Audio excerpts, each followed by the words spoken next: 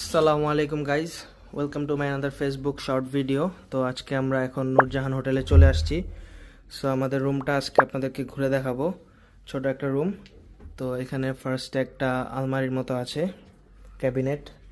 এরপর এখানে ফ্রিজ রাখা আছে, ফ্রিজে কিছু নেই। এরপরে এখানে একটা টেবিল আর চেয়ার আছে সুন্দর। এখানে টি মেকার আছে, কফি মেকার, পানি, গ্লাস। এরপর এখানে চা আর কফি আছে, সব কমপ্লিমেন্টারি। এরপর এখানে দুইটা বেড আছে।